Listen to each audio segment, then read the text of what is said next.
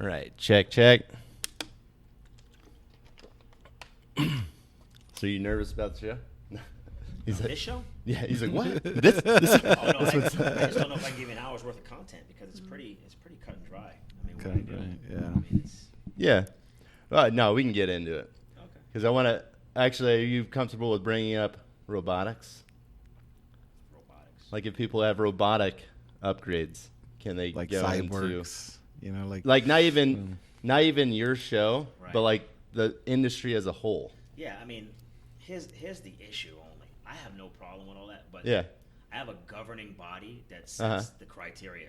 Right. So But this is I- hypothetical Yeah, future. I don't care. All right, cool. Listen, competitors want to compete. I mean, we have wheelchair division.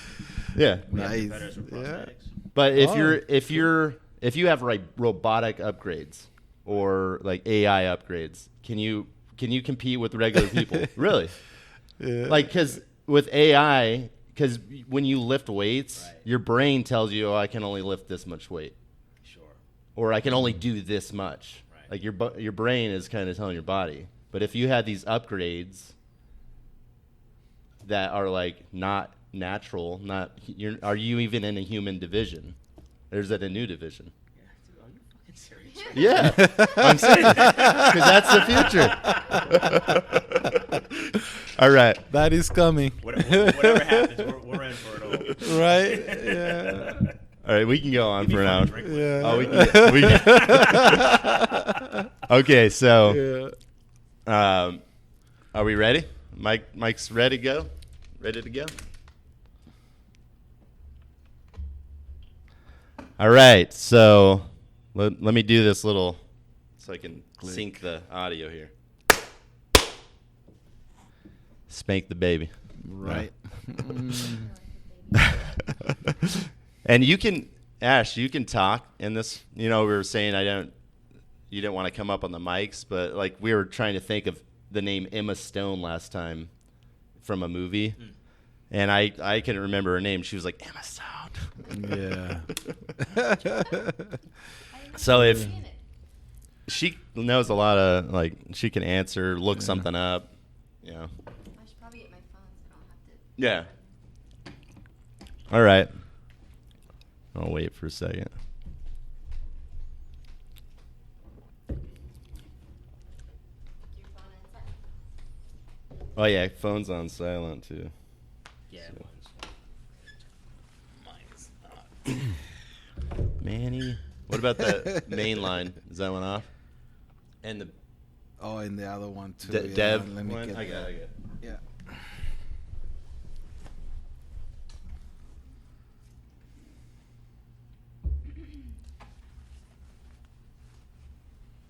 Oh, and the signals, by the way, because you'll be looking at Justin. I'll give it to him, and then he'll signal it to you. Gotcha.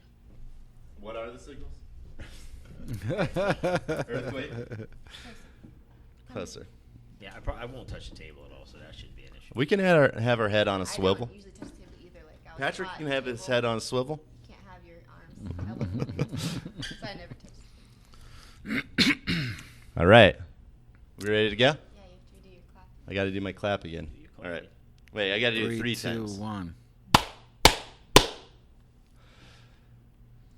Wait. 1, 2, 3, do it. All right, I'm Justin Young. This is Mad Moguls podcast of Fantasticalness, and we are going to be interviewing today Patrick Sampson. On this show, we go over industries, businesses, and then like the future of the business, where it's going to be in a few years. Yeah, not even too far out, maybe even a far way out. But we're going to jump right into the show, and it's going to be some great stuff. So Patrick, I've been working with him for a few years, and he is really good in the bodybuilding industry, and I'm going to let him take that over and let you know about his past and how he got into the industry. So take it over, Pat. Thank you so much, Justin. It's great to be here. Congratulations on all your recent success with 702 Pros and now Mad Moguls. I started in the bodybuilding industry about 26 years ago. Okay. We fucked up. take 3. Yeah, because you just got to cut. Remember, you can't select those numbers. Yeah. Technical difficulty. I'll cut that, and we'll just. And then just Yeah, just you can restart. Use your Yeah. intro. I'll just Yeah. start over. Yeah. Yeah. You let me know when you're ready for me, and I'll do it. All right. Just do a little signal like jazz hands. It's like I don't do jazz hands. All right. Cool. Ready to go? Yeah. All right. Hit it. I started the bodybuilding industry precisely 26 years ago. It's been 26 years since I first competed. I moved to Las Vegas in 1993. I met a gentleman by the name of Steve Carr who kind of introduced me to the local competition scene. I was 19 years old at the time, and I started training for his bodybuilding show that he was holding here at the time, and I competed in that show, did relatively well. 6 months later, did another bodybuilding show, and I realized that I had bit by the iron bug, they call it. Right. I then competed for another 4 years, and then just for work schedule reasons, family reasons, I had just started a family. I still loved bodybuilding, but I stepped away from competing. So I approached my predecessor and asked him, how can I still be involved in the competitions? And he recommended me become an expediter. An expediter is someone who works backstage alongside the competitors, aligning them up, answering their questions, making sure that they get all the information that they need, to kind of ease their anxiety. So I did that for about a year, and then I wanted more. So I said, how can I become a judge? Right. Because I was pretty good at picking out physiques and pretty good at saying, well, I think this person should do better, or I think that person should do better. So he's like, well, you know what? You can test judge. Test judging is what you have to do in our industry in order to get your credentials as a judge. And, the testing is pretty rigorous. You have to test a few shows, and you have to score about 85%. So needless to say, I tested the first time, hit it out the park. Second time, hit it out the park. And he says, well, I guess you're in. You did a good job. So I began judging the local shows, and that led me ultimately to where I am now as the Nevada NPC chairman. I'm a head judge, I'm a contest promoter, I'm a national judge, and I'm a professional judge. And the year that all took place was 1998 when I first started judging amateurs. Now here we are here later. Man, That's good. You've been doing that for a long time. It's been a better part of my life. Well, I mean, you got into an industry that you obviously loved, and that's kind of the focus of this. Touching the table. This is the focus of this, is like getting into something you love and making money doing it, following your passion. And that, I think that's really inspiring to learn from you and listen to your story, because that you got into the judging, you were good at something, you loved it, and then you followed that passion. Yeah, it was all passion for me. I mean, I lived it. I still do. Yeah. I love it. I love working with the athletes. Right. I know how they feel. I know the anxiety they're going through. The competition prep is rigorous. There's a lot of alienation that happens. You alienate friends and family, and can we go to dinner? And it becomes your life. It becomes a juggling act. It is a complete lifestyle. You have to be 100% in or out. Right. There's no. And juggling family, nutrition, and your business. A lot of the competitors have like another business in addition to competing. Yes. A lot of them have day jobs. Right. So, and when you're prepping for a contest, you need to make sure you have your meals together. Right. You need to be eating every 3 hours. Most of them are training 2 or 3 times per day, along with raising families and going to work and doing everything that, everyone else does. Right. And I can't say that I can relate with that, but when I was in my early 20s, I was into bodybuilding a lot. I don't look like it now, but I did weigh like 200. I was probably like 230. Like you working can make out a comeback. We'll get you in men's physique. I can make a comeback. Yeah, we'll get you in men's physique. You've been doing great. All right. What about me? What about me? Hey, we're open. We're open for all. We're open for all. Did they have the More to Love division?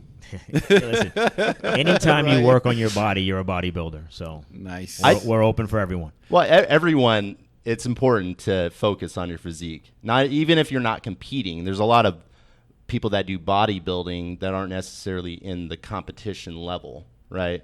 because it takes another level of commitment to do that. It's Yeah, absolutely. I mean, like I said, more than a job. It's sure, your life. It's a lifestyle for sure. Yeah. And anytime you're working on your body, whether you want to admit it or not, you're a bodybuilder. A lot of people choose to compete for one reason or another. A lot of people want to go on to become pros. A lot of people are trying to, they have a bucket list item. They want to get up on stage and they want to show their hard work. A lot of people just love the camaraderie that they feel when they get on stage amongst other competitors and they get to compete and show off their hard work. So we offer something for everyone. Yeah. Can you give us like a glimpse of how much work does it take to get into, like a winner? Like if I want to win, I want to bodybuild. Can you give us a little glimpse of what it takes to get? Well, there's to that different point? levels, right, of Right. competition. There's different levels of competition. Yours is pro, right? No, mine actually is amateur. Amateur. Mine is National Physique Committee. We are the largest amateur federation in the country and the world. And our organization feeds into the IFBB Pro League, which is professional, which puts on the Mr. Right. Olympia. But Nice. just going back to your question of what it takes rigorous prep. It takes It does. a lot of training. It takes a regimen, 12 to 20 week diets. No McDonald's. You probably can could have have it on McDonald's, your cheat day like if you wanted 15. to. If you wanted to have it on your cheat day. Everyone's Some physique, burgers. everyone's physique is different, of course, but it's 100% dedication. It's a sport of full dedication, like any other sport. Yeah. Anything that you want to be good at, you have to be consistent. You have to be dedicated to. Right. Right. And you have to have, like with any other sport, they say, I've heard the term genetically gifted. Have you ever heard that Right. term? Oh, of course. Genetically gifted is a term that floats around the bodybuilding world. It used to float around a lot during the 90s. Genetics are fantastic. Genetics are important, but you can do so much with your genetics. You still have to put in the hard work. It's even mind over matter. Exactly. You still Like have to Phil put in- Heath. You can have all the genetics in the world. You still have to go in. You have to put in the hard work. You can't cheat the diet. You have to go in. You have to get the training in. You got to get the cardio in. So, Oh, yeah. It's 100% dedication. You're either all in or you're not. All out. You have to be on that regimen, or you'll fail. Like you won't. Yeah, You won't succeed. the commitment is what people love. Yeah, I mean, the commitment is you're committing yourself it's to making intoxicating. yourself better. Yeah.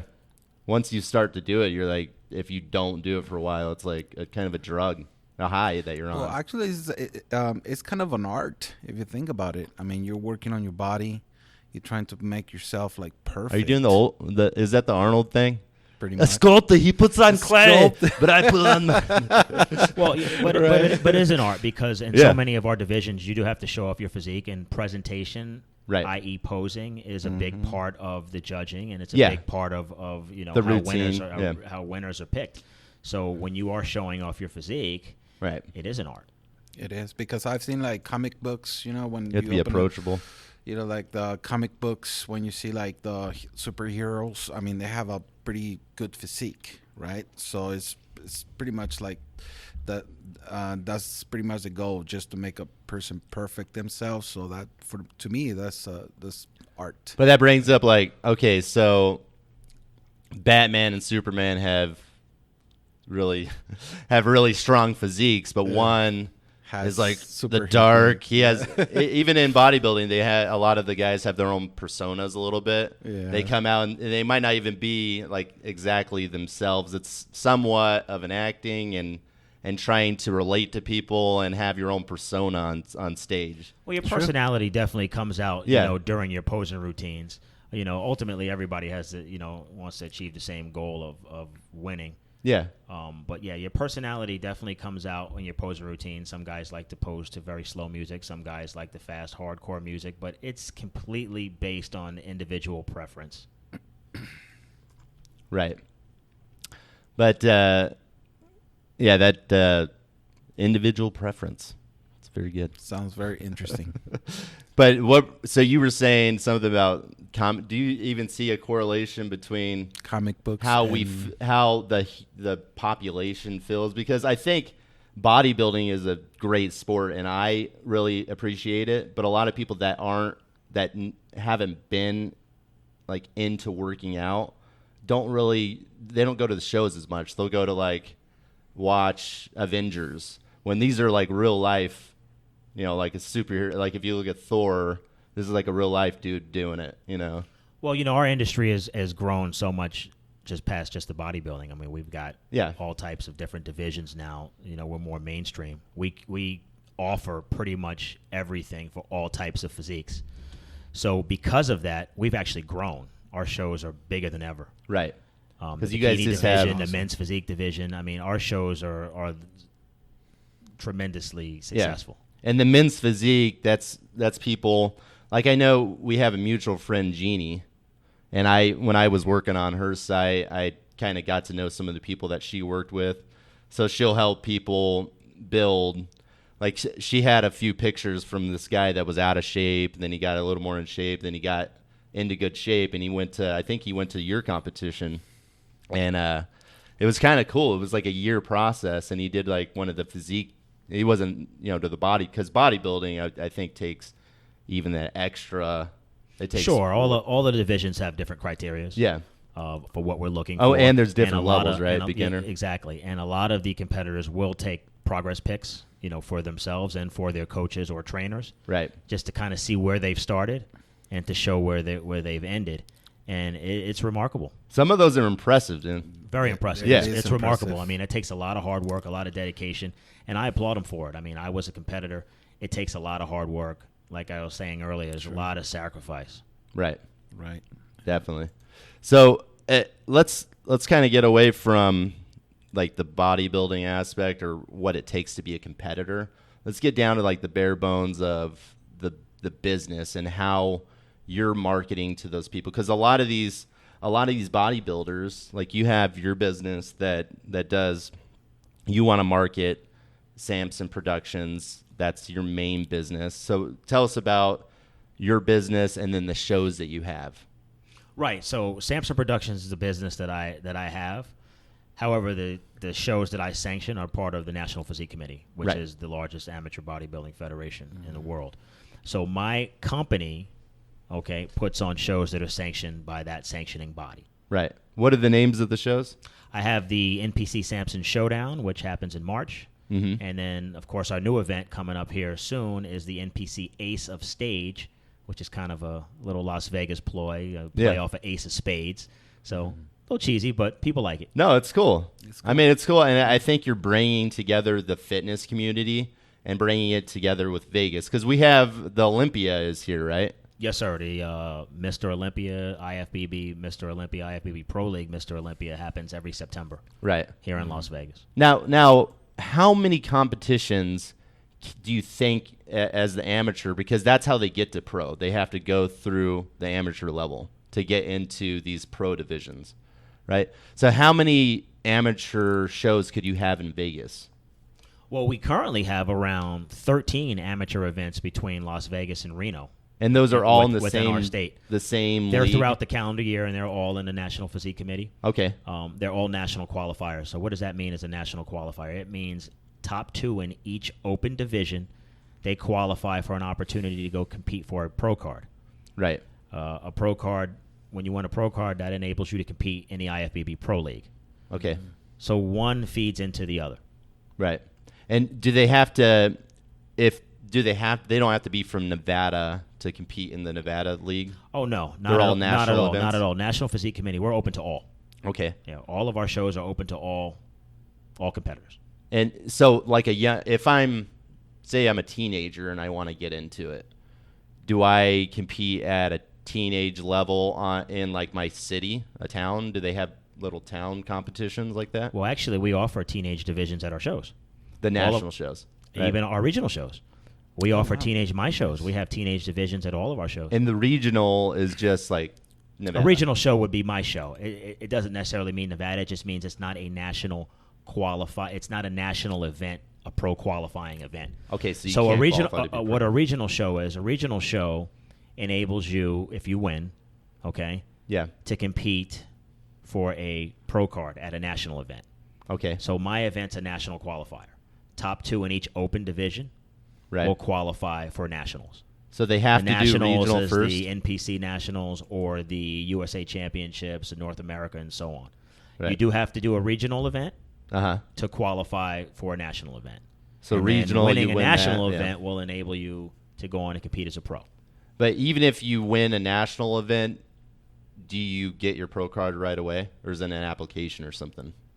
Yeah, once you win your class at a national event, at a pro event, at a national event that qualifies you for a pro. Yeah. Yes, you get your pro card. Of course, you fill out an application for your pro card, but that's just standard. Just standard operating procedures. But so the national, how many of those events are there that can qualify someone to become a pro? Oh boy, we've got worldwide. Yeah. Oh, worldwide, they're oh my goodness, over 100. Wow. Right. That's Over that's 100 amazing. worldwide. Absolutely. Amazing. So, yeah, Mr. Olympia always in Vegas? Or am I Mr. wrong on that Olympia one? has been in Las Vegas, I believe, since 1999. Okay. But there's But Mr. Olympia used to go from city to city, but there's no city greater than Las Vegas to hold that event. Oh, yeah. It's I the agree with largest fitness event in the world. Las Definitely. Vegas, we can host pretty much anything. And we got casinos. Too. Hotel rooms. And hotel rooms. In hotel rooms, yeah. Unlike other cities, we have hotel rooms and casinos. Awesome. Yeah, I mean, we can pretty much host any event here. Right. Yeah. But okay, so away from that, what are like the pitfalls that you've seen while doing that? Because you were telling me that the company or one of the shows was kind of handed over to you, so you kind of you followed in those footsteps, but you're kind of building onto it. You're saying that you're growing, right? The community's growing. Yeah, since I came in, the goal in any business is to expand. Right. The shows that I added, I didn't take them over from anyone. Uh-huh. The Sampson Showdown, Ace Stage, the Sampson Showdown, as you know, was a brand new show 2 years ago. You helped me build my site for it. And the Ace Stage show that's happening here next month, that's going to be brand new, so we're starting that. There are events that are already existing, Yeah. and the goal is also to build those events up. Whenever you have a lot of events, there's a lot of options. The fear is overcrowding. But I believe, and I've always believed, that we are so popular and so good that we offer something for everyone. Right. And so Good. creating or putting a new show on, like, do you have to make sure there's no other shows going on, or you're just like everyone's going to come to Vegas because, it's Vegas? Well, They get more you're exposure. not going to put on a show, 2 shows on the same day and within your same area. If there's another show going on. Right. If there's a show in our organization that's going on, we're not going to put on another show within our organization on the same day. They won't allow you to do that, or that would just be dumb. Well, it's just not. Yeah, it's not smart business, and it doesn't make any sense. Okay. Yeah. But say there was a show in Florida. So I'm just trying to think, like, there's one in Florida a week before, you would have your next one there. Like, all these competitors would come to your show. There are shows, just to segue on what you said, there are shows every weekend across the country and on various weekends that are on the same. Yeah. Your question was, do we hold events on the same day in the same city? Yeah. No, we do not do that. No, I know. I was just. But if there's a show going on Saturday here in Vegas, there could very well be a show in 49 other states Right. the same day. Right. Right. Yeah. Okay. Cool. So shows on different days. You got any questions on that? Well, if you guys want to talk about what we were talking about earlier about the cyborg, like about prosthetics, legs and stuff. So there's people in the division where it's like handicaps or something like that. Right. We do offer wheelchair divisions. We've had competitors who've competed with prosthetics. We're open to pretty much anyone who wants to compete. Everyone who wants to compete, we have an avenue, for competition. We have men's and women's wheelchair competitions. We have competitors that, have lost a leg or lost an arm, and they still want to get up there on stage, and we welcome them. That's awesome. I like that. And so when you're trying to get more people for the new show, is there like on the regular site, is there a place to post? Okay, here's a new show. Right. So what we have, And we then have a national directory Okay, that lists all the shows that are going on throughout the year, right. in different areas. Social media is a huge tool for all promoters. All promoters pretty much advertise via social media and email blasts and Facebook, Instagram. I mean, that's our demographic. Instagram is huge way. It's a huge tool for promotion for all the promoters. Right. I believe pretty much every promoter uses Instagram to promote their events, as they should. Most of our athletes are on Instagram, and that's where a lot of them get their information. Okay. And then the athletes as well, the competitors, they're promoting your show too, right? They're like, oh, we're going to be here. Yeah, on this absolutely. day. Competitors who are competing in a particular event, yes, they advertise that they'll be competing. Yeah. At a certain show, Right. come out and support. So, everything kind of works together. Mm-hmm. And that's what's great about it. Some of them have a big fan base, right? Oh, People yeah. follow them around and absolutely. I mean, these athletes, I give these athletes credit. These athletes, in a lot of ways, they've helped build us up also. I mean, we put out a platform, but they're actually building it. The athletes are building it because, they have their following. People get inspired by seeing their hard work. They're Right. inspired by seeing their bodies transform. So they follow them, and next thing you know, they come to a competition, and after they come to one competition, guess what? Now they're interested. They want to compete now. Yeah. People that are following their story, they get interested in the lifestyle. Absolutely. It becomes part of their Absolutely. lifestyle, right? So when somebody wins, well, how does it work? Is it title based, or is something that do they win money or? So no, there's no cash or prizes at the amateur level. Mm-hmm. There's cash and prizes at the professional level, but not at the amateur level. Mm-hmm. At the amateur level, competitions are, you're awarded, you're the champion of that particular event, and whatever awards are given out And you at hold that that time title? you hold that title until the next event, of course. Exactly. Unless you choose to come back again, but and whatever awards are given out by that particular promoter. I see. If it's a nationally qualifying show, then you'll qualify for nationals, and you'll go on, and hopefully in a lot of cases you'll go on to get your pro card. But what is a pro card? A pro card means you earn professional status. Now you are now a professional athlete. I see. Okay, that's awesome. Yeah, that's good. Nice. So, okay, so the competition, the business, where do you think the future of all this is going? Where do you think the future of competing in physique competing? What's it all called? Like bodybuilding and physique competing? It all falls under bodybuilding. Whatever division you're in, like I said earlier, whenever you're working on your body, you're a bodybuilder. Okay. Whenever you're changing your body up, you're working on your body, so you're building your body, hence Right. the word bodybuilding. Sky's the limit. Yeah. I mean, I think it's grown so much in the last 15 years. Sky's the limit. It can only get bigger. It will get bigger. I mean, the support is tremendous. I mean, you see it online. You see it when you go to the competitions. Yeah. People love it. People are just inspired by seeing other people's stories, and it's addictive. How do I get a trainer if I'm interested? Like, let's say just anybody, like anybody that is watching us, they're interested in it. How does it begin? Do they need a trainer? So, a trainer's helpful. It's not a necessity in terms of doing a competition, but they are a valuable tool. I mean, there are a lot of outstanding trainers out there who are definitely available. They're available Are at you various training gyms. right now? No, I am not a trainer at all. They are available at various gyms. They're available, on social media. They're on social media just as much as their athletes are, and their athletes actually promote which trainer and or team they are representing. Oh, nice. So they're easy to find. Cool. Awesome. Right. Yeah, because we've dealt with you've actually gave us some referrals for training companies, and they have a really good following on social media, a lot of them, and they also, like you were saying, their customers are promoting them, and that happens a lot, I think, in business nowadays, and it's all from like the Facebook model, the social media model, because a lot of these people are using social media. A lot of businesses and people are using it for stories to tell their story. And while they're telling their story, they're telling other people's stories. So it's like a big circle. We were just watching. Have you seen the new Lion King? No, I haven't seen it The Circle of Life? yet. Right. I'm familiar, but I haven't seen it.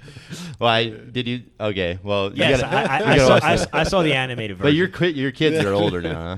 Yeah. But I did see the animated version. I just haven't seen the new one. That was good. I like the original better. I just want to say. We just watched it. Yeah, we all went. But it's the circle of life. And on the show, he's like, no, it's a straight line. You just live and then you die. That's what Pumbaa was saying. Yeah. But Pumbaa was played by Seth Rogen. Do you know who that is? Yes, I do.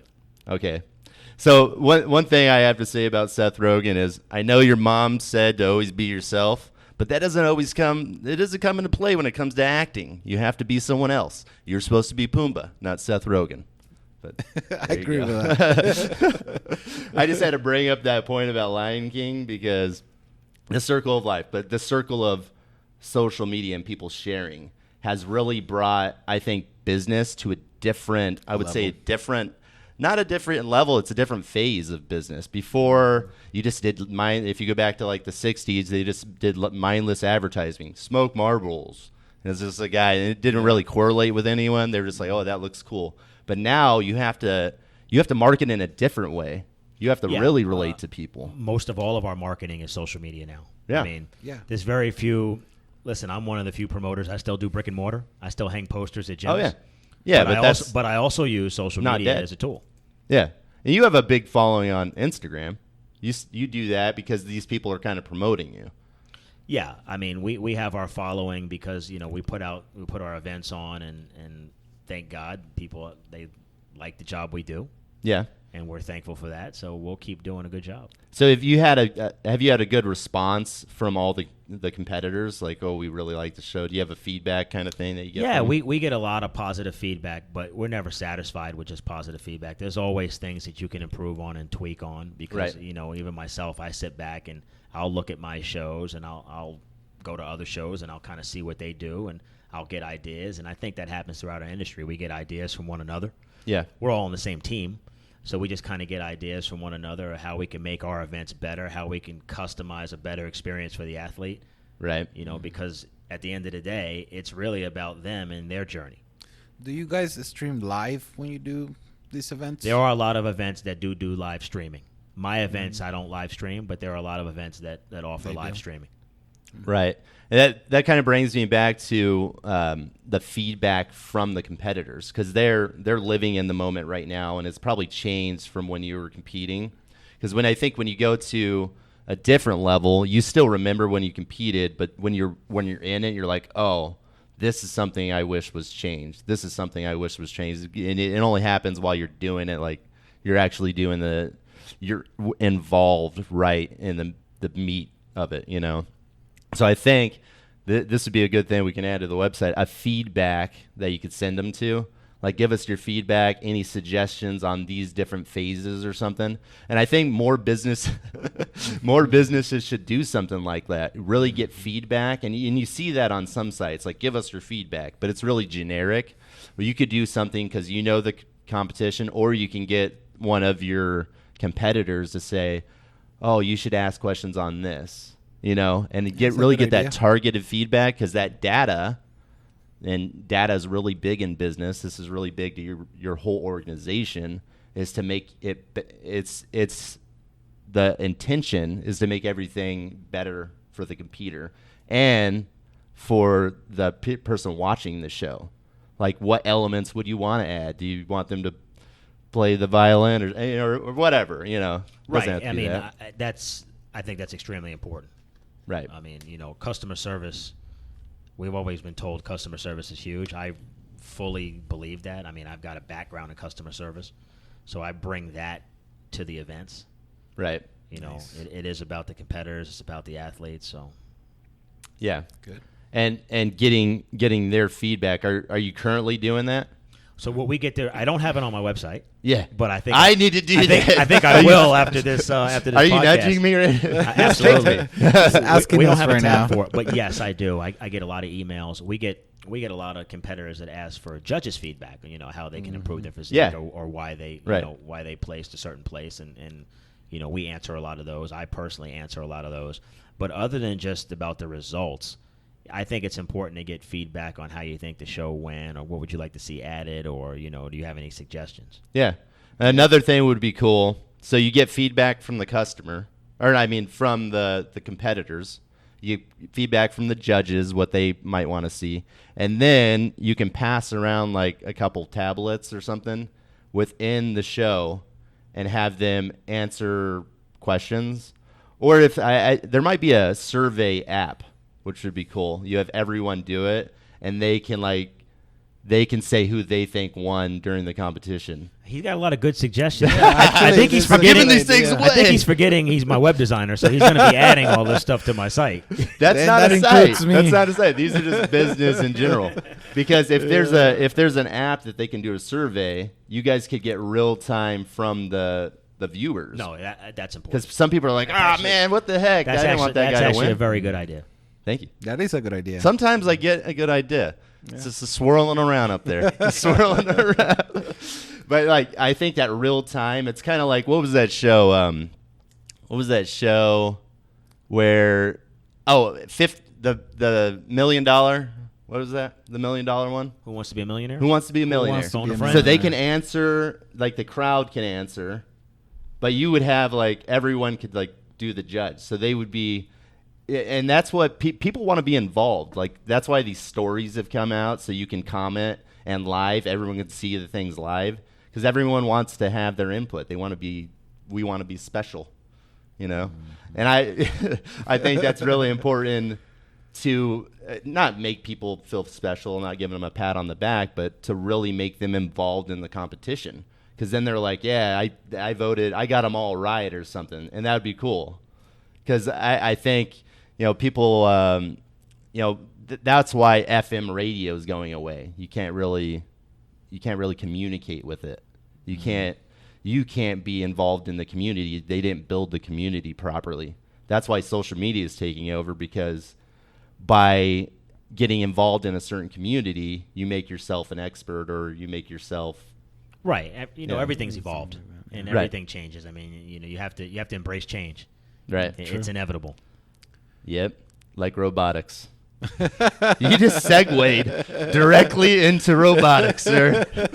Evolution of robotics. No, so we were talking about AI before this, and I'm gonna kind of go away from what we were talking about. We can come back to how we can improve business, because I think you can always improve. You can always make things better, and by involving the customer more, instead of that I'm a Marlboro cigarette smoker, smoke marbles or whatever, you really resonate with them and get them involved in the community. You build a community, right? You build a tribe around bodybuilding, and that's what social media has done. And the shows are kind of, they should be within that too. Getting people involved in the show, having them post, and they're all doing that. Like the people viewing, they're doing that at the show, but they could. Oh, absolutely. They'll give you their feedback. You definitely get the feedback from the crowd one way or another. Yeah.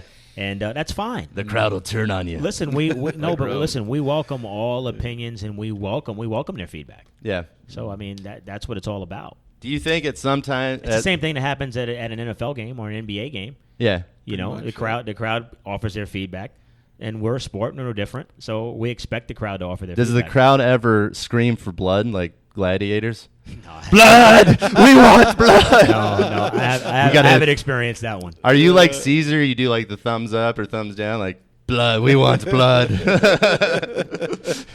You got to appease the crowd. But okay, so we were going into AI, and have you heard of the Neuralink? No, I haven't. Okay, so it's something by Elon Musk, and people say he's like an alien, which he might be. Have you heard that guy talk? Yes, I have. Does he kind of creep you out? He's interesting. He is? Yeah, He's a kind little- of, he's a I little don't even different. know what he's saying A sometimes. little different. He's like, he just sits there on the camera like, staring at it. Staring at it. But they created this thing called Neuralink, and basically it's going to make you be able to do the force. So they make these small injections and put wires into your brain, and they connect to your neurons, and they send signals to your body that communicate with applications. Right? Wow. And this is something that's in production. It's a tiny little CPU that goes in your brain. So it'll be about 100 years from now. No, it's in production. They're going to start almost human there. trials. And basically, we're going to be walking miners for Bitcoin. You haven't heard? Do you know what Bitcoin is? Yes, I know what Bitcoin is. Absolutely. Do you know what they're doing with Bitcoin? No, what are they doing with it? Tell me. They're okay. So have you heard of these mining machines? I know. They want it to be the currency. They want to make it to be the official currency. But what do you think? Well, we were talking about this yesterday, and in order to build a mining unit, so going a little bit away from that, in order to build a mining unit, you need to have a GPU, which is a video card. And if you had kids, or if you know any kids that play video games, they need like a really strong one, right? So in order to build mining units, you want to tell us about the mining units? I don't have enough resources. You know. Tell us about the mining units. How are they built? How they work? Well, the mining unit is pretty much a software that collects data, like encrypts, like encryptions.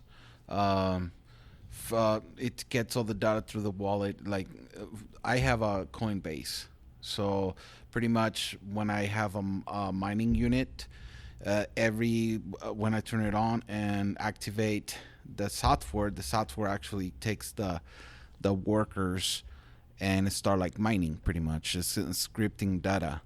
So that data goes to your wallet and you get paid for that. So you might get like about $100 maybe in 2-3 weeks if you have like about 5 video cards. But how does it work necessarily? I just don't know. It's just encryptions. It's just data. I think I know. You do? Okay, so an encryption is a code that no one can read, but inside of that encryption, there's signals. And if you can figure out, if you can decrypt it, like they have these people that are linguists or whatever, decryptors. It's impossible to do that, man. Yeah, like what was that? A Beautiful Mind. He was able to do that stuff, but then he went insane. So usually you're almost like a robot. Mm-hmm. But they can decrypt the code. So like there's a signal that says, okay, this is credit card, say it's credit card information. You have this encryption that has all these random symbols, and then there's one little symbol that they have every so often. This is how I think it works. And then they have real information in there. And then, it's broken up too, but it's real information, but there's a pattern. And if you can figure out the pattern, you can do that. But when he does mining, he gets a bunch of stuff that comes onto his computer, but you can't read it because it's encrypted. So what I think these mining units, and this isn't like no one's even looking at this yet, but these mining units are happening all over. And if you look at anyone playing, so it's funny that the mining units are built with GPUs, the video card, because that is what most of these gamers use to play their game. So they log into this place, and I think they're mining this data.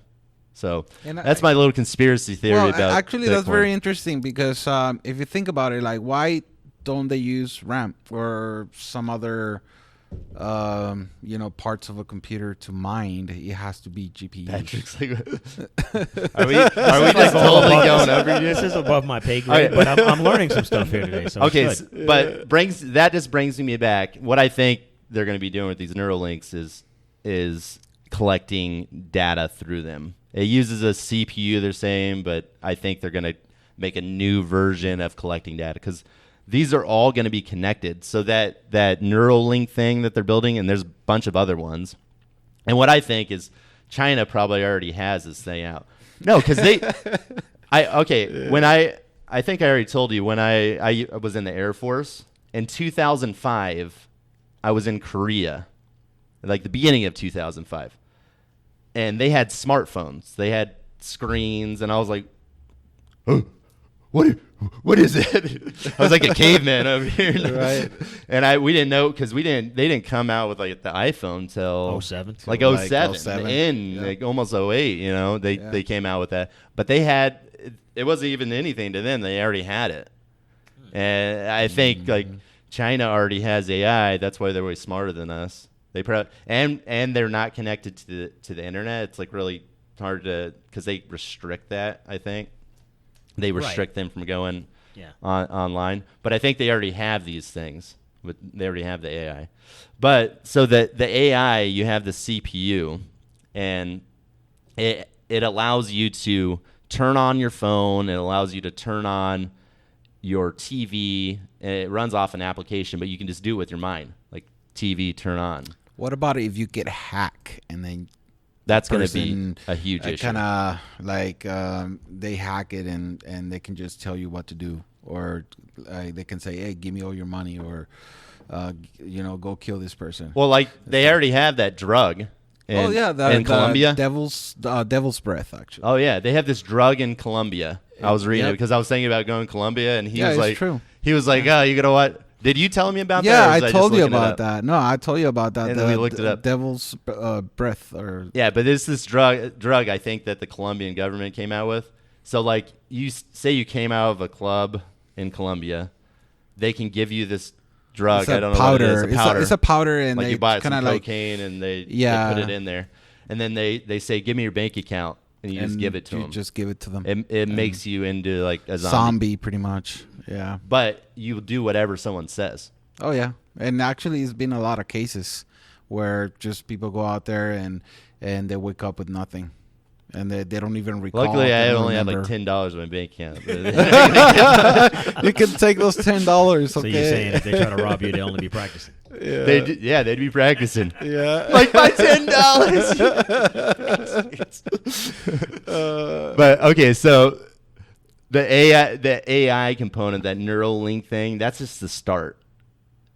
Although they already have it in China, but I know we're like cavemen in the U.S. We're like, hey, Chinese people, give us your stuff. No, but okay, so now we're coming out with it.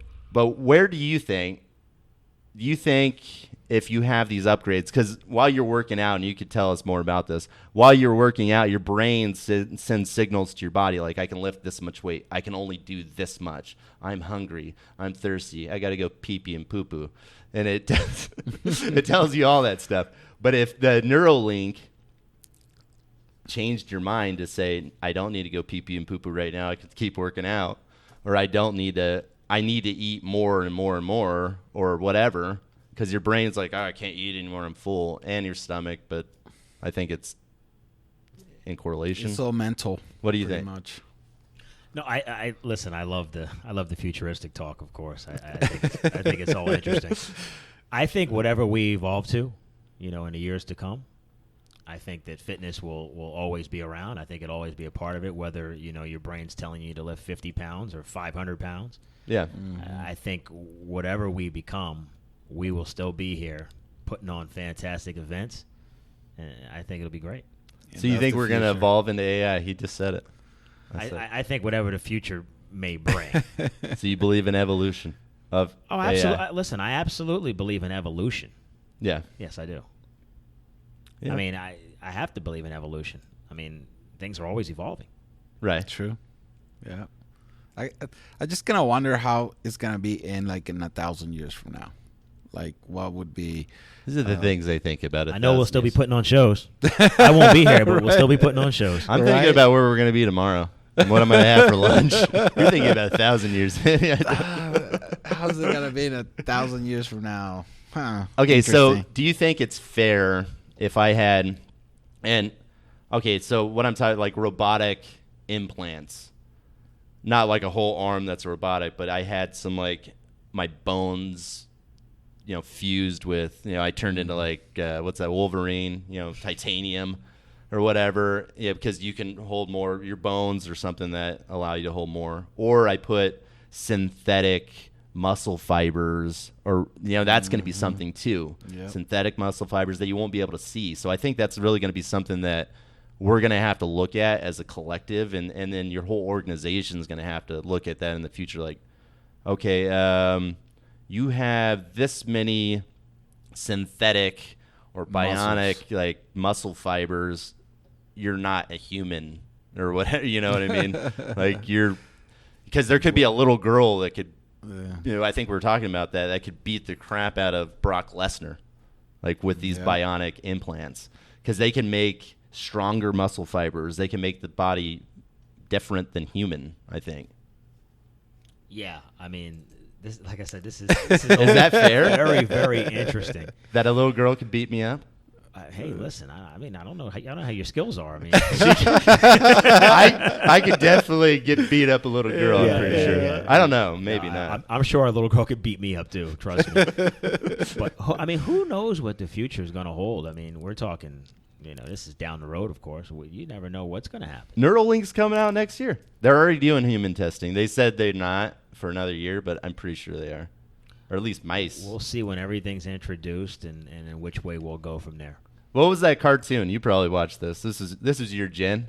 The Mighty Mouse. You watched Mighty Mouse? Oh man, he just called me old on the. Old man. Hey, old What are you man. talking about? You talking about? I did watch Mighty You Mouse. watched Mighty Mouse. I did too. Absolutely. I watched Mighty Mouse and Voltron. Yeah. Voltron? I'm old. You don't remember that? You probably weren't born yet. Yeah, I was. I was born in '86. Oh wow. Yeah, you are a youngster. I'm the oldest. I barely got. I just grew this beard. It just started growing in, and then I had 3 kids all in one day. I was born in the year. Do you know 80. I had 3 kids? Yes, I did know that. I think you told me that one other time. No. Yeah, that's fantastic, man. Yeah. It's great being a dad. 3 of them. I know. It's That- awesome. It is a pleasure. It's absolutely awesome to watch your kids grow. How many kids do you get? I actually have a son and I've got 2 stepdaughters that I raised. Sweet. Nice. How old are they? I've got a 13-year-old son, 27-year-old stepdaughter, 23-year-old stepdaughter. They're in the bodybuilding.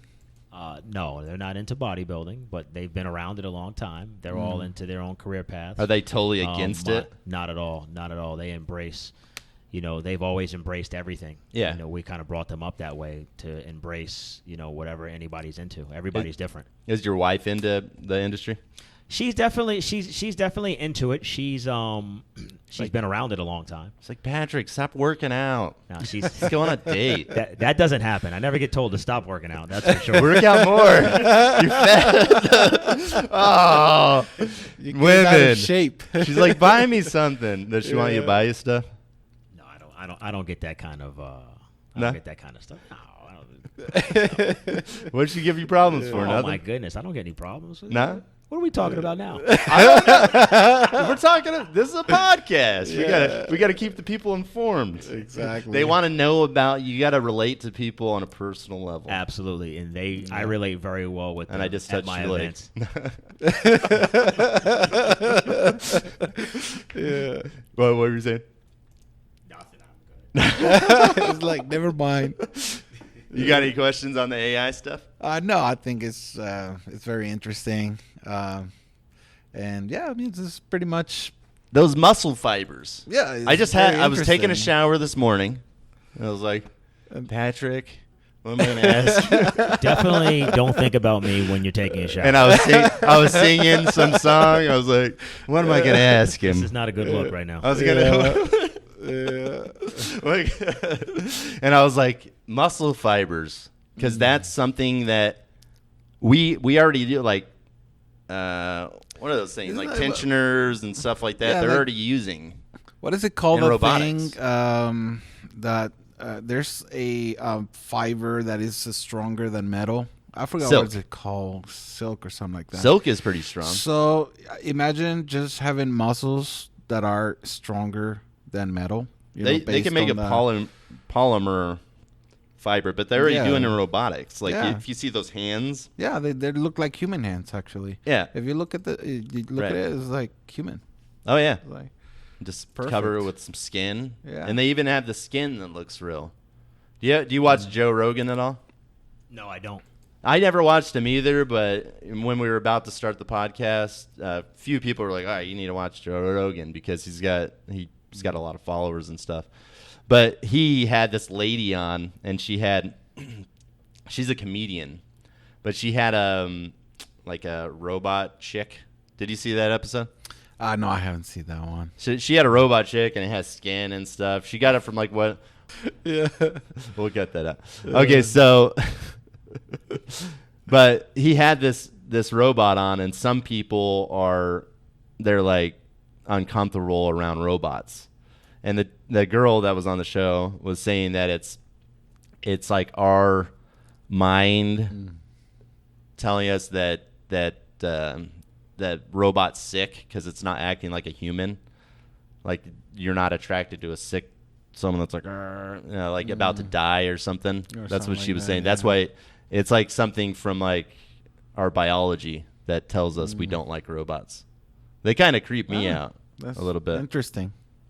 But what I was talking about with AI, and I think that's something that's not even that far out, because if you look at people doing cosmetic things, like have you seen the guy that turned into a lizard, like snips his tongue, and then they dye their skin green? The dude that has the horns, like what's that movie? Which movie are you talking about? The Hellboy. Hellboy. Have you seen Hellboy? He had the horns. Clay, the guy with Clay from Sons of Anarchy was Hellboy. Yeah. But he had the horns cut, and this dude did it in real life. You haven't seen any of that? No, I haven't. You haven't seen any of these people that did all the cosmetic changes? I saw when I was a kid, the guy with the lizard. No, I didn't see the lizard guy. No. Yeah. But you saw someone else? No, I mean cosmetic changes in terms of I haven't seen anyone cut their tongue, but I see people do all types of other stuff. Yeah, they put like implants under their yes, skull. I've seen that stuff. Absolutely. That's going to be something really big where people are like changing. They like replace their arm with a robotic arm, and not even taking off your whole arm, but adding to it. I'm not gonna. They might not cut their arm off, or maybe some people might go insane with it. I'm sure someone will. Probably.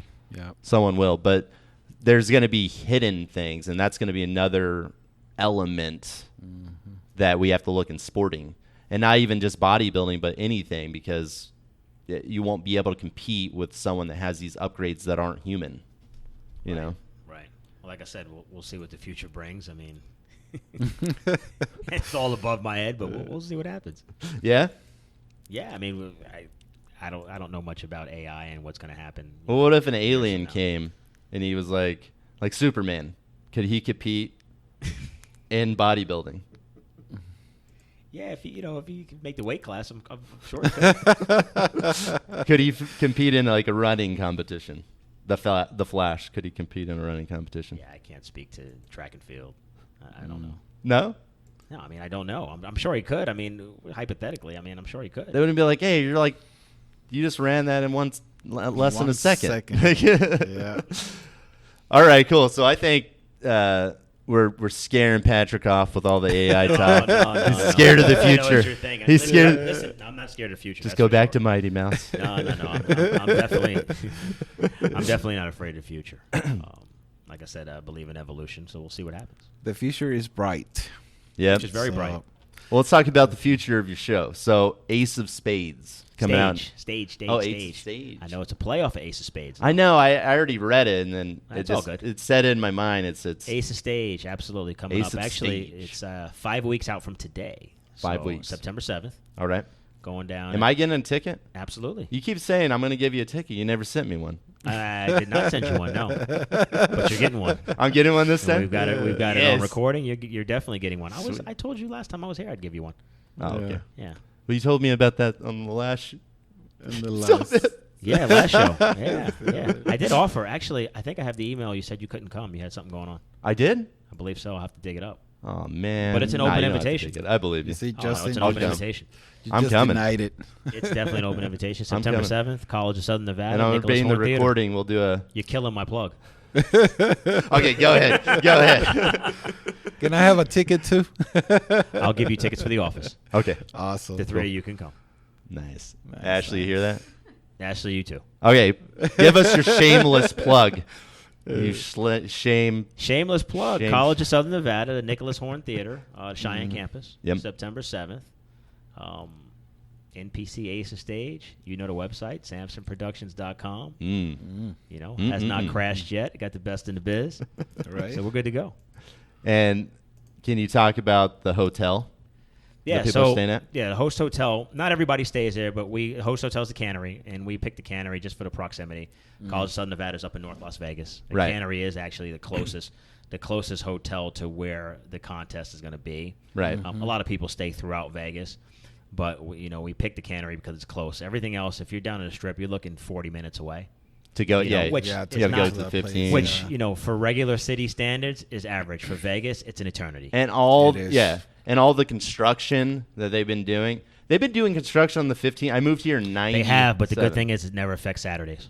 Never does. Never does. Never does. Yep. Nope. Never does. No And one has any, another any reason- problem coming up. I believe that you pick the canneries because it's D-Box. Have you been there? I have no idea who D-Box is, but the cannery was close and the price was right. D-Box is a theater there. Right. And no, the things move around. The seats move. Right. And there's speakers like next to your ears. So I watched Star Wars there, and the seat moves. So if people are at it's awesome. Yeah, actually. I didn't know that about the cannery. I just know that the rooms were good. They have stuff for the athletes, little Smells fridges good and in there. whatnot. So I used to work at the cannery. did you? I worked at the East Side Cannery when I first got out of the Air Force. I was a security guy there. Yeah. We busted some people. Here's one thing I could say about that area. They've built it up a lot. Yeah. There's a lot of restaurants up there now. There's a lot of places. Yeah, a lot it's of places nice up to eat. there. So Actually, it is. I've It's been actually there. it's actually had a good renovation. Oh yeah. Because it needed it up there, and it's good. And When did they renovate? I actually like supporting North Las Vegas. When did they renovate Cannery up there? I don't know if they renovated the cannery itself, but they renovated that area, so to speak. Yeah, with the because addition across of the all street they have that a metal Texas Roadhouse. They've got Yeah. a bunch of restaurants up there that Don't they have are that pretty metal popular. thing, like right across the street? Yeah, they may. A big metal marquee. It looks like a water tower. Isn't Right. that- Yes. Oh, They do. okay. I don't know when they added that, but it just enhances. That's kind the of cool. look. Yeah, Right. I remember it when I think of it. Actually, I had a customer that was right across the street from that when I first started doing websites. I think she might still be there, but they worked right across the street because I was going in there all the time. But tell us about your show one more time because it broke you off. That's okay. NPC Ace of Stage, September 7th, College of Southern Nevada. Hope to see you all out there. Oh yeah, I'm definitely coming. I'll be there too. I Awesome. just gotta Yes. say. Tickets for the office. All right. So I'm Justin Young with Mad Moguls. I'm here with Patrick Sampson, awesome as usual, and Manuel Medina. And we thank you for watching the show. We hope that you stay tuned for the next show. It's going to be about AI. crazier and Patrick's than going this. to be scared. All right. Thank you for watching. We'll see you next time. Blah! Right on. Thanks for having me. Oh, It's awesome. yeah, thanks for You coming. guys do good. We're just going to take out your... I didn't know you were into all that AI stuff, though. I'm into it. No, I think it's great. I'm not. I just watched it. I watched Shit, something. You know way too much. You didn't just watch it once. I watched it You once. got a lot of information. I watched it once. No, that's just what happens. No, man, I think it's fantastic. Are And we- like I said, I love what you did with the upgrades here. Yeah. So are you getting out of like web, or are you still going to be doing web? Or I'm still doing web. Still doing I'm web? just trying to. I've actually it's to boost it,